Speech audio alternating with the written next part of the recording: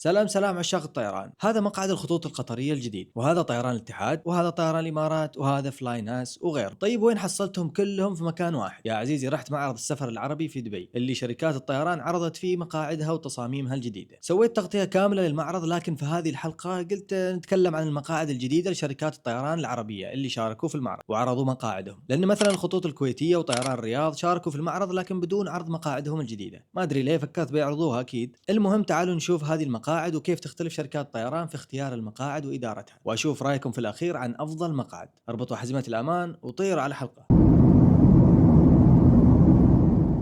إذا أنا شركة طيران بختار مقاعد لطائرتي لازم أشوف بعض الأمور، مثلا وزن المقعد لأنه يأثر على الطائرة، وهل المقعد يحتاج صيانة كل شوي أو لا، وهل أقدر أغير فيه براحتي حسب هويتي واحتياجي، وهل تراخيص المقعد بقدر أطلعها بسهولة، وغيرها من الأمور. لكن تعالوا نشوف المقاعد اللي اختارتها شركات الطيران العربية وتفاصيلها، ونبدأ بطيران الاتحاد اللي كشفوا في أول يوم في المعرض عن مقاعدهم الجديدة البزنس والدرجة الأولى في طائرتهم الجاية الإيرباص A321 LR. لحظة، درجة أولى في طائرة صغيرة بممر واحد؟ إيه نعم عزيزي، هو شيء ما نشوفه بالعاده، واتوقع هي الدرجه الاولى الوحيده في العالم في طائره بممر واحد. طبعا مقعد البزنس مشابه نوعا ما للبزنس اللي موجود حاليا عندهم، فخلونا نشوف الدرجه الاولى اللي هو مقعد اسمه اوبرا من شركه ستيليا التابعه لايرباص، واللي تصمم هالمقعد خصيصا لطائره الاي 321. بيكون هذا المقعد موجود منه اثنين فقط في الطائره، ووراهم يجيك مقاعد البزنس بدون حاجز بينهم. طبعا الدرجه الاولى فيهم باب يتسكر، لكن البزنس ما فيهم ابواب عشان الوزن ما يزيد ويأثر على مدى الطائره، ولا شو الفائده جبت طائره بعيده المدى. مميزات المقعد انه يمتد ويصير سرير، وايضا في كرسي مصغر واماكن تحط فيها اغراضك وشاحن وشاشه 4K،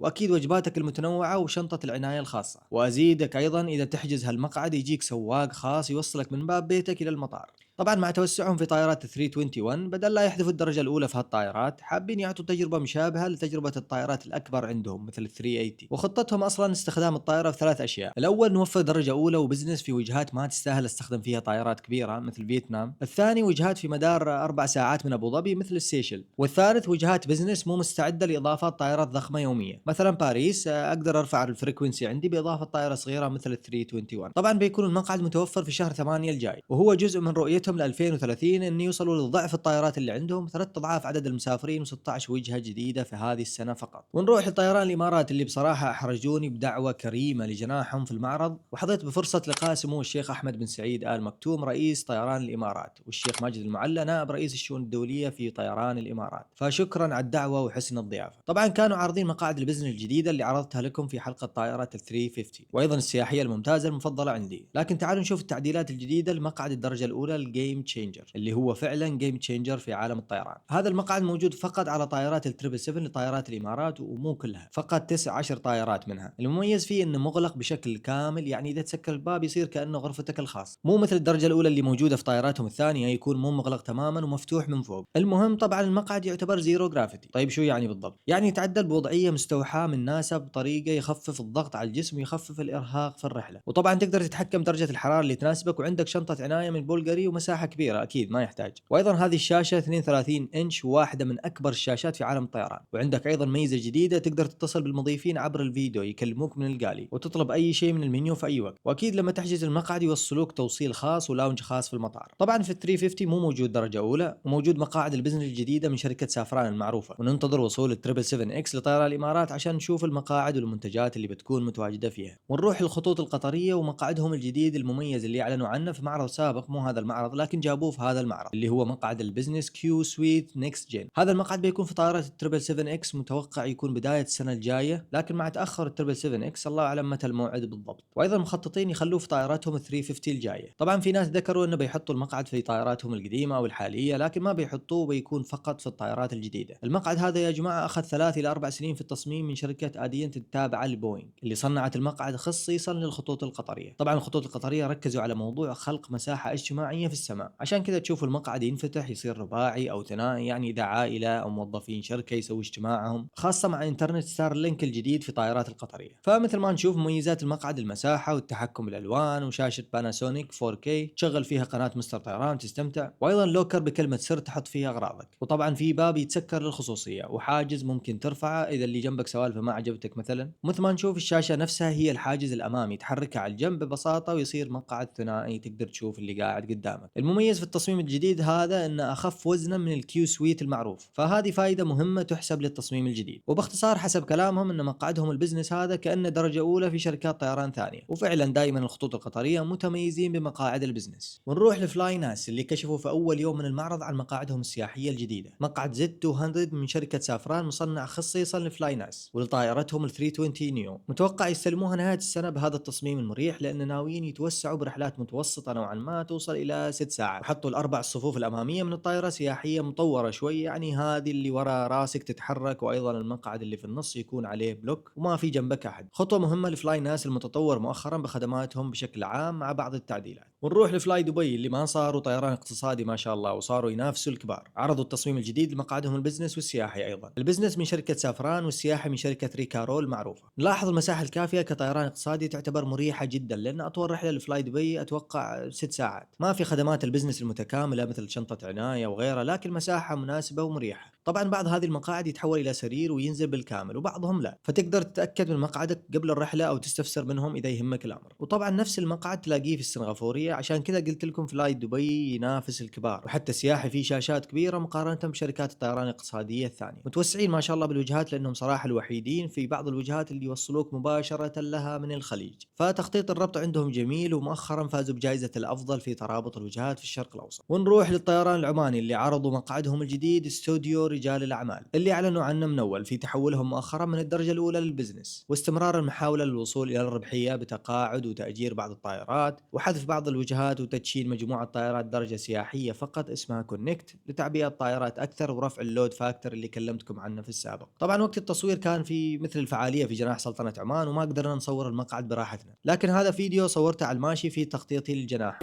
هذا يا جماعة البزنس ستوديو في الطيران العماني. تعالوا، هذا بعد يعني منافس في مجال البزنس. مثل ما نشوف المساحة الكبيرة. عندك طاولة هنا فيها الأغراض، ما أقدر أفتحها، فيها الأغراض ما شاء الله. الأغراض من أمواج معروفة، ماركة أمواج. هنا نفس الشيء، عندك كل الأشياء اللي تحتاجها. هنا التحكم يكون سواء ترجع سرير أو غيره، ف يعني مرتب وبشكل جميل جدا. موجود على طيارتين حاليا، وإن شاء الله يتوسعوا أكثر بالمنتج الجديد. طبعا سلايدنج دور ما يحتاج أكيد، هذا للبرايفسي. كسرنا الباب يا ربي.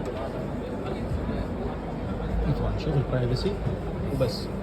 شغل مستطاران تستمتع في رحلتك. اليوم بحط مستطاران في كل شيء ولا شوف.